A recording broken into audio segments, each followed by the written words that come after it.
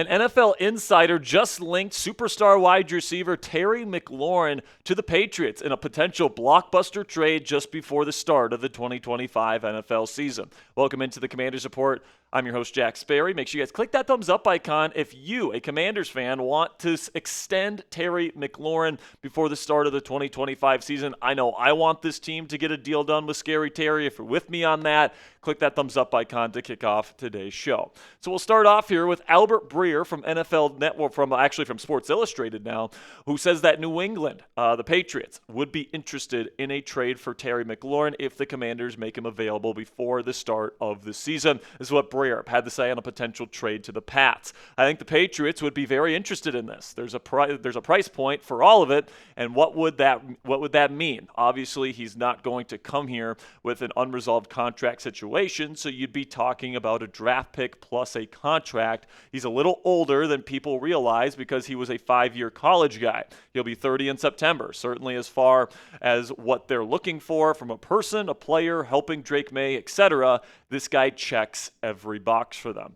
So listen, guys, if Washington does decide to trade Terry McLaurin, which I think is extremely unlikely at this point, but if they do decide to let him go and trade him elsewhere, I think the New England Patriots do make some sense. They're one of the teams that actually do make sense in terms of a trade because they do have a wide receiver on their roster that they can exchange Terry McLaurin for that it could still be considered a number one wide receiver, and that is Stefon Diggs. So the trade idea that I have put together here for Terry McLaurin going to the New England Patriots is that the Commanders get Stefon Diggs, an older receiver, Kayshon Boutte, a younger receiver that showed some promise last year and has some chemistry with Commanders quarterback Jaden Daniels back in their college days at LSU, and then you recoup a 2026 second-round pick after sending your 2026 second to the Houston Texans for Laramie Tunsil earlier this offseason. But guys, Stefon Diggs can still really play. He's got incredibly quick feet. He's a really, really good route runner. He's got really good body control where he can make those tough toe drags in the end zone and down the sideline. He is still, arguably a number one receiver when he is healthy and on the field. He was well on his way to 1,000 yards with the Houston Texans and C.J. Stroud last year before his injury. And, of course, he consistently got over 1,000 yards with Josh Allen there with the Buffalo Bills. So he is still a number one receiver. And, if you're going to let go of Terry McLaurin, I think in any potential Terry McLaurin trade, you got to get a potential number one receiver back in the deal. Stefon Diggs would fill that role, but I'm not convinced that Diggs is a culture fit. Dan Quinn has made it abundantly clear what makes a commander: somebody that's selfless, somebody that loves football, somebody that's not doing crazy stuff off the field. And Stefon Diggs, he's somebody that's known a little bit as a womanizer. He likes to go on yachts, and wherever he was on the yacht, he's somebody that's a little bit more of a me guy, is kind of what the reputation Stefon Diggs has around the league. So I'm not sure from that perspective it makes a ton of sense, but at least from a football perspective, he is still a number one style wide receiver that the Commanders could get in this deal. But then also getting a guy like Kayshon Boutte, somebody that's a younger receiver and somebody that could be a mainstay in this starting lineup for many years to come, might be a good idea as well. He didn't have a lot of playing time with the Pats early on in the season, but then as he got more and more playing time, his injuries began to pile up. He became their number one target for Drake May down the stretch, where he had 589 total yards on the season and 3 touchdowns. A really good route runner. Maybe he needs to work on the drops a little bit. That was his main issue in college, and that followed him into the league last season. But he is somebody with a lot of potential, and he has established chemistry with Jaden Daniels, the Commanders quarterback. These two played together in college back at LSU. So Boutte was somebody that many people considered to have a first-round pedigree at some points during his college career. He's a very talented individual, good route runner. He brings some decent size to the table as well. Plus, he has that established chemistry with Jaden Daniels. So if you're going to let go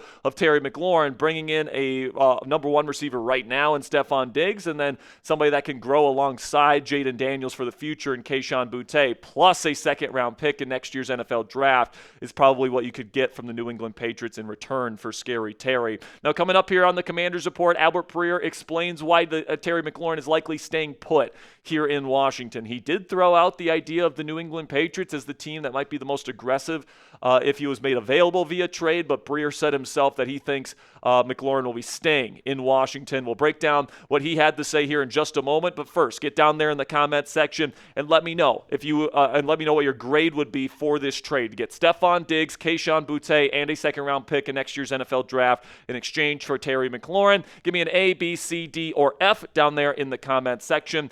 This will be a pinned comment on today's show. So in just a second here, I'm going to tell you about our sponsor today at Ridge. And while I'm telling you about Ridge today, give me a grade for this potential trade down there in the comments section. And with that, let's have a word from our sponsor today at Ridge, where for limited time only, guys, our listeners get 10% off all Ridge products by using code CHAT at checkout. Just head on over to ridge.com and use code CHAT, and you're all set. Guys, I have the Ridge wallet, but they have a bunch of different products for you guys to choose from. They use premium quality materials like titanium in their products. And let me tell you guys, what I really like about Ridge is the simplicity of the product. It's super easy to use, and there's not this giant bulge in your pocket from a leather wallet or something like that if you're using this in your everyday life. I like everyday carry accessories that are simple, are sleek, and they help me out during my daily process.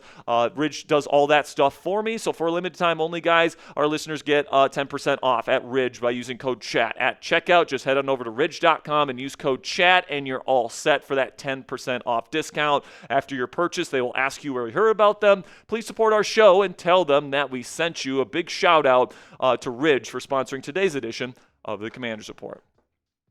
So now let's go over what Breer had to say about the latest surrounding the McLaurin contract negotiations between the Commanders and McLaurin at this point in time. Of course, Commanders training camp begins next Tuesday, so keep that in mind. But Breer said this yesterday on his podcast. Terry McLaurin's situation is still in flux. Teams have called about a potential trade, and teams will continue to check in. I just don't anticipate that the Commanders would move off of Terry McLaurin.